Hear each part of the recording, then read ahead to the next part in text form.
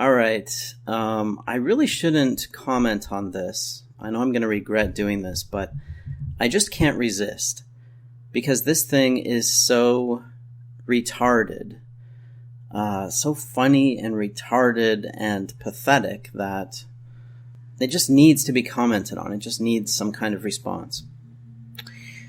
And of course, I'm referring to the Roosh V hysteria that is sweeping the world. You would think that Roosh V was the Zika virus and Ebola and, I don't know, the return of Genghis Khan or something, all rolled up in one. It's just bizarre. I mean, it is insane. And I have to give Roosh credit for being a master troll. This is probably the greatest feat of trolling ever.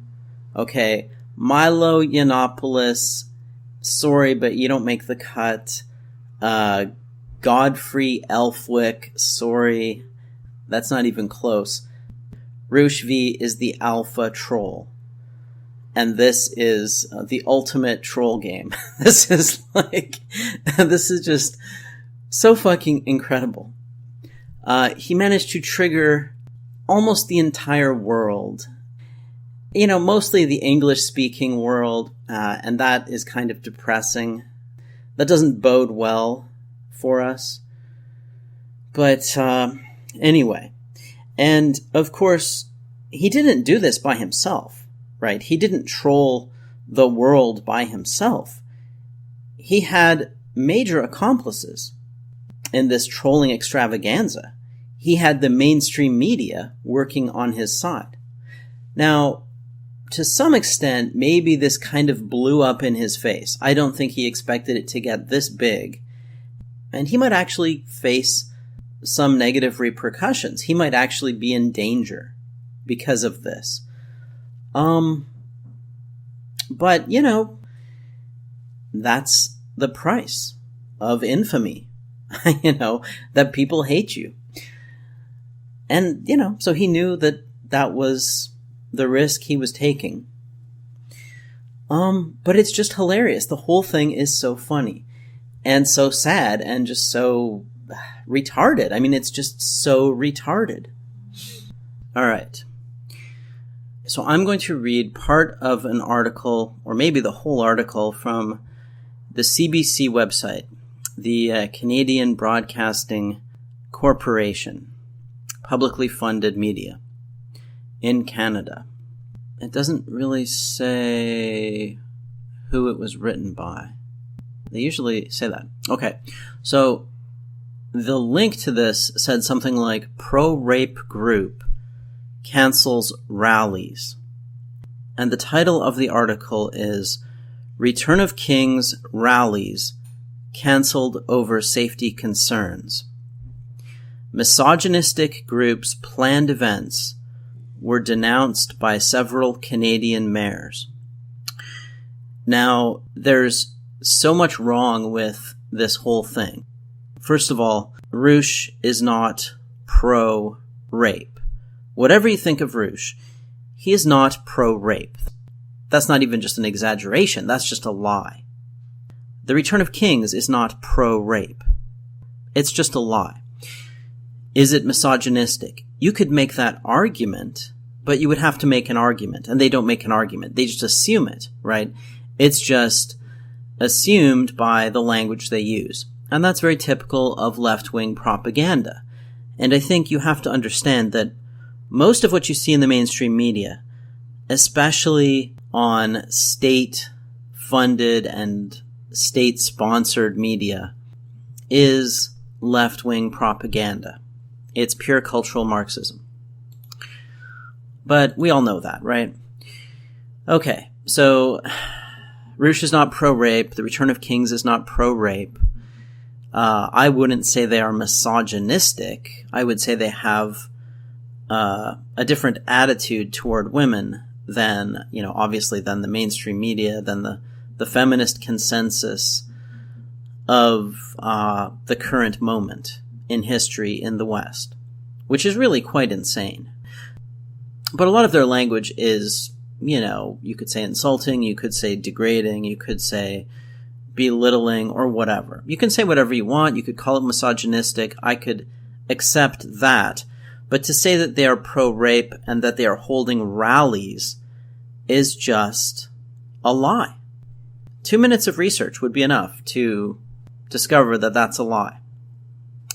And the reason I think why these people don't bother to do that research or are actually cognitively incapable of doing it is because they are so ideologically blinded. They see the world through an ideological lens, and not only does that block out reality, but they are very quick to confirm their biases. They have a certain idea of, the evil man. Roosh doesn't quite fit it because he's not exactly white, but he's close enough. Their idea is, a Western man who tries to have sex with women. That alone is pretty much evil, right? The fact that he's going out there and trying to just get laid, and that he will admit that he just wants to fuck women. That alone makes him almost the epitome of evil, right? That almost alone makes him a rapist. So they're not going to read his articles. They're not going to do any research. They're going to be very quick to see what they expect to see. And this is kind of how your brain works. It fills in the gaps. People see what they expect to see, and a lot of what you perceive is filled in by your brain, right? It doesn't come from your senses. It doesn't actually come from experience. It comes from your preconceptions, because that's a heuristic. That's an efficient way to go through the world, right? We can't afford to look closely at everything in the world. We have to quickly make judgments and stereotype things. Okay, so I'm going to read part of this article. It says, a controversial U.S. blogger who has published material suggesting rape inside a private home should be legal says he has canceled rallies planned across the globe this weekend over safety concerns. I can no longer guarantee the safety or privacy of the men who want to attend on February 6th, especially since most of the meetups cannot be made private in time, Rooshv wrote on his blog on Wednesday. Now let me point out, he says meetups, right? These were what he called tribal meetups. They were opportunities for men who follow his blog and who have, similar interests, similar ideas, to meet and talk and have a beer. That's what they were supposed to do. That was the point of the meetups. They weren't rallies. Anyway, so this is a quote from Rooshv. While I can't stop men who want to continue meeting in private groups, there will be no official Return of Kings meetups. He apologized to his supporters, and a listing of locations has been removed from the website. I'm moving to save as many of these meetups as I can before Saturday, so that men can still meet in a private way, away from a loud, obnoxious, dishonest, and potentially violent mob. And this is because various feminist and left-wing groups were making plans to go to the locations to, I don't know what, protest against men meeting to talk, I guess. And I would have actually gone to one of these meetups just for the sake of freedom of speech alone, and just to see the circus. But I guess they're canceled. All right, so they go on to say, the blog founded by Darush Valizadeh in 2012 describes itself as a blog for heterosexual, masculine men. And this is threatening to the left, right? Men having their own space. Heterosexual, masculine men having a space where they talk about women openly, where they talk about sex openly, and where they have heretical opinions. All right, back to the story. It says, it preaches something called neo-masculinity, which supports traditional gender roles, including the beliefs that a woman's value significantly depends on her fertility and beauty, and that the patriarchy is a superior societal system that catered to the innate abilities of the sexes. Rallies denounced across Canada. The rallies, which were planned in several Canadian cities such as Vancouver, Winnipeg, Ottawa, Calgary, and Toronto, were denounced by several mayors. So this is so ridiculous, right? A bunch of mayors of Canadian cities who should have better fucking things to do were tweeting about how men should not be allowed to meet, to go and have a beer and have conversations, right? Of course, they probably didn't look into it, right? They just said, oh, look, there's a moral outrage bandwagon. Well, I better jump on that. And let's face it, politicians aren't leaders. They don't lead. They follow, right? They're like surfing the crowd. They're surfing popular opinion. They try to get out in front and pretend that they're in front when they're really behind. Anyway, so Jim Watson tweeted, "Your pro-rape, misogynistic, homophobic garbage is not welcome in Ottawa. Hashtag it's 2016. Hashtag turn away Return of Kings." And Naheed Nenshi, the mayor of Calgary, said, "What he said goes double for Calgary.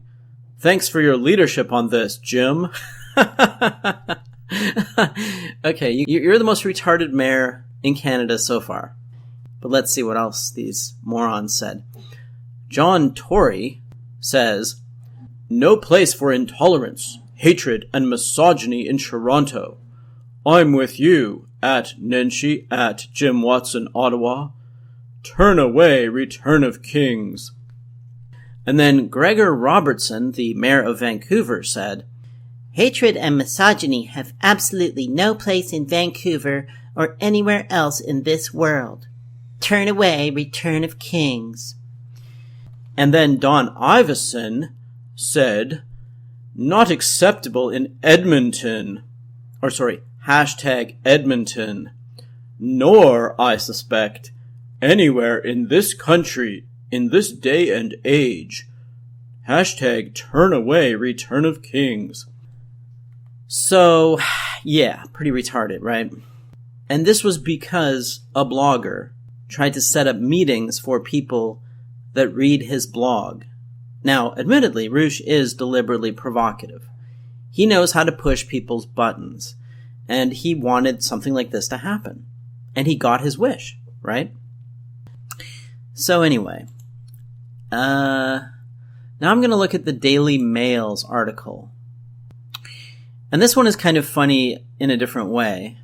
It says, "Not so cool now. Pro-rape pickup artist pictured in a sweat-stained t-shirt at the door of his mother's home, where he lives in the basement!" Exclamation point. Now, I don't know if he actually lives in the basement, but I guess this is probably true, that he lives with his mother. Yeah, and it's funny, like, why would this be a surprise to anybody? People who spend all their time on the internet, that's their only source of income, right? And that's probably not that lucrative. I don't know why you would be so surprised that somebody like an online pickup artist guru might not really be as cool in real life as his online image. Like, I would be surprised if anyone's online image reflects reality, And I think people really ought to be a little bit more skeptical about taking advice from people on the internet, because you have no evidence that they actually do what they claim to do. There are a lot of charlatans on the web. Now, I don't know if Roosh is a charlatan or not, and I don't really read his articles on Game. I read some of his social commentary, and I once responded to an article he wrote on evolution. I made a fairly long blog post responding to that, and I'll link to that in case you're interested in reading it. Yeah, I think it's worth reading. It's just long, so I'm not going to do a YouTube video on it, but if you're interested in evolution, check it out. Anyway, so it doesn't surprise me that Roosh lives in his mother's home, but the Daily Mail is making a big deal out of this to ridicule him, right? And you know, he sort of has it coming. I'm not defending him, but I'm just saying he's now an object of mockery, right? This is how mob justice works in the online era. Everybody is trying to create an online persona that makes them super cool. And one way to attack them is to tear down their online persona, to post pictures of them that are unflattering, or to expose details of their lives that they keep hidden, right? Anyway, so it says, Darush Roosh Valizadeh, 36, calls himself the king of masculinity, but has faced anger from around the world for his views on rape. Again, this is the typical bullshit by people who can't read or are incapable of detecting humor or whatever. I don't know which it is. I don't know. It's probably ideological blindness. They probably skimmed the article very briefly, looking for key passages, didn't actually read it, didn't process it at a higher cognitive level, just quickly matched it to the pattern they had in their brain, the preconceived notion that they had, and found it a match. And so they thought they saw what they expected to see. That's the only way I can explain it, because if you read the article and you have more than 10 brain cells, you should be able to figure it out. The point wasn't the legalization of rape. The point was that, basically that women are not being held responsible or not treated like adults who bear some responsibility for the consequences of their actions. And that reminds me, CBC did allow me to post some comments on that article, but they blocked one of my comments. And it was one in which I said that the point of the article was that women need to take responsibility for the consequences of their actions. But they did let me publish some comments.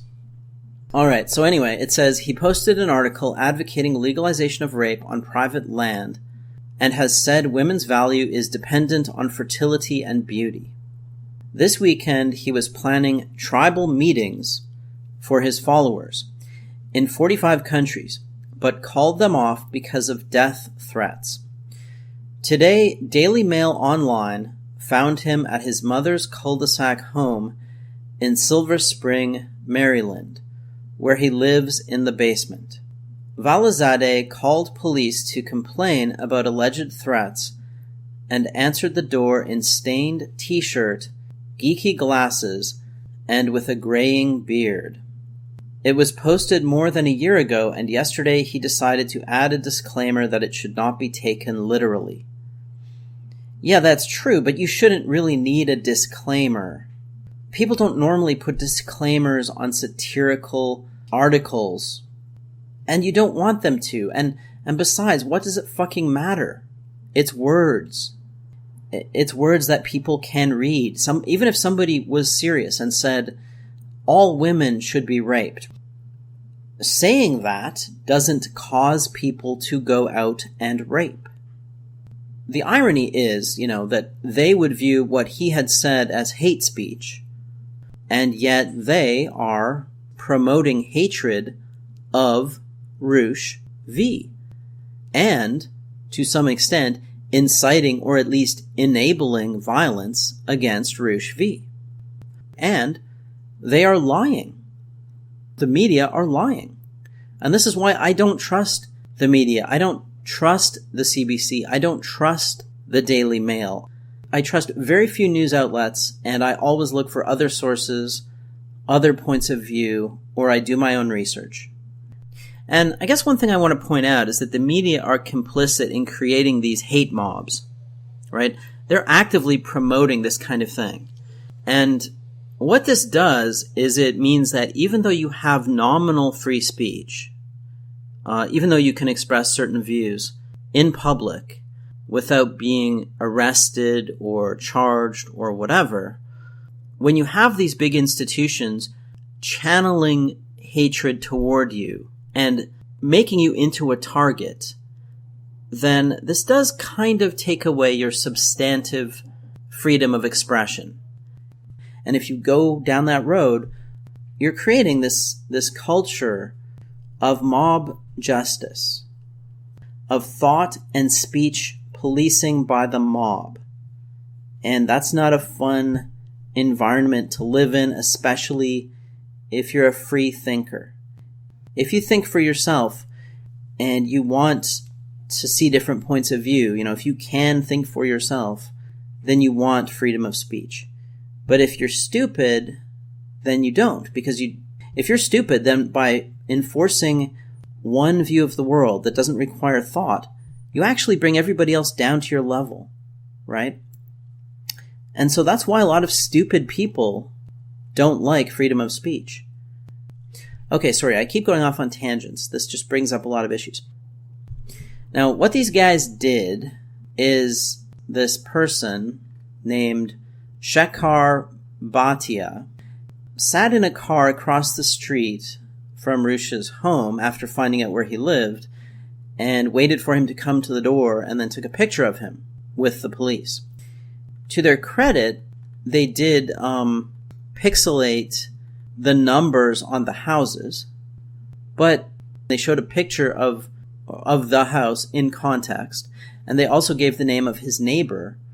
So they made it easy for people to find Roosh V if they want to do him harm, right?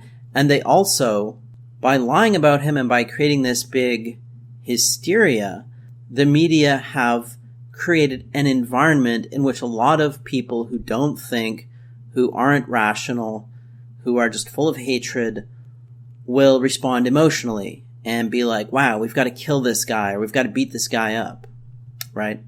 Now again, I'm not saying that Roosh V doesn't have responsibility for this to some extent, because that's another one of the ironies here. His article was pointing out that women have some of the responsibility for the situations they get into. If a woman goes home from a bar with a strange guy that she doesn't know anything about, she is putting herself in harm's way. And as a society, we really ought to teach women that that is not a good thing to do. And that was really the point of the article. The justice system can't be everywhere all the time protecting you. So that was Roosh's point, and it's a valid point. If you put yourself in a dangerous situation, you should expect that something bad might happen to you. But of course, the same thing applies to Roosh. He put himself in this situation, and so he's got to take the consequences. He's got to accept some responsibility for creating this hostile environment and all this outrage against him and the possible risk to his life or to his family. He needs to take some responsibility for that. But the media, of course, is also generating the outrage, and they're lying to do it. So they show some pictures of him, and then they say, in a highly criticized blog, he said that if a woman was raped on private property, it should be legal. Today he told police that it was meant to be a satirical article and that he had written it in early 2015 and had since put a disclaimer on the piece saying it was satire. But asked when he had added the disclaimer, he admitted it had been placed only yesterday. Again, I don't think it matters. You should be able to say whatever you want. The internet geek, who has written a series of books teaching what he claims is the best way for men to use their testosterone to bed women, likes to portray himself as a global businessman. I don't think that is exactly how he portrays himself, but anyway. But as the international storm grew about him today, Daily Mail Online found him hiding at the cul-de-sac where he ekes out his vile views on his laptop and sells ads on his website, which cost $150 a day. Today, dressed in a stained t-shirt and shorts and living in the basement of his mother's home, he was concerned for his safety. He said he had received death threats from around the world. He played officers' voicemails left on his phone and showed them emails. Some were from Britain, Australia, and the US, and warned him he would be shot, stabbed, or have his home burned down. One said, "We will kill you if you come to our city," and others were filled with vitriol, he told officers. One female officer only entered his doorway, and he had to bring his laptop to the stoop and front hall to show her how his views on rape had backfired. He said he had only been aiming to gain attention but had not budgeted for the worldwide anger against him and feared for his safety. Valazadeh, who used the alias Roosh, said he was canceling the worldwide city weekend meetings of his followers after the threats. I don't know how they got all this information. Did they interview him? Were they just spying on him? I'm kind of curious. Anyway, they show a tweet by Roosh that says, "Would bang female newscaster," who's it's a female newscaster, I think from Australia, who's talking about the terror, the Roosh v terror, this rape army is coming. And Roosh really trolled them hard. Like, he was joking that he was going to find a way to get into Australia. He was going to fly there, or maybe he was going to take a boat, and he tweeted a map showing various routes he might take to get into Australia, which was so ridiculous, right? The whole thing was ridiculous. But these normies in the media, in the police, they just don't get internet culture at all. They can't see a troll even when it's fucking obvious. They can't see a joke when it's fucking obvious. Again, partly because of their ideological blindness, and partly because they're normies who live in a very sheltered online world of Facebook or whatever. It was so funny. And all around the world, especially the English-speaking world, there are these news stories about this fact that some guys are going to meet to talk about things and have a few beers. This is fucking insane. It's just so incredibly stupid. Anyway, back to the article. He said he could no longer guarantee the safety or privacy of the men who want to attend. In a statement he posted online, he apologized to his supporters and said they would be let down. Anyway, blah, blah, blah. He had banned homosexual men from attending as well as all women. And this really triggers them, right? I mean, banning homosexuals and women is like the patriarchy in its most evil manifestation. Men being alone, having a conversation, is pretty much like, it's a hate crime. It's just a hate crime. It says, if a pretty girl approached a man attending, his advice online to followers was, get her number and then tell her to buzz off. Do not allow women to attend the meeting. So that's so triggering. I can just imagine all of these feminists and leftists and white knights and manginas just losing their shit, right? It's just so funny. He had advised followers that feminists may attack them or male opponents, but they were not to strike back, but follow the Gandhi principle of nonviolence, record incidents on cell phones. It's kind of funny, right? Because it never occurs to them, well, he's saying follow the Gandhi principle, and yet he's supposedly pro-rape. Anyway, and there's more to it, but I'm not going to read the whole thing. There's a video of when Roosh was attacked by a mob in, I think it was Montreal, and threatened and so on, because he is the epitome of evil. He's the man who trolled the world. So, congratulations, Roosh, on your amazing success. And good luck not getting killed. And that's it. Thanks for listening.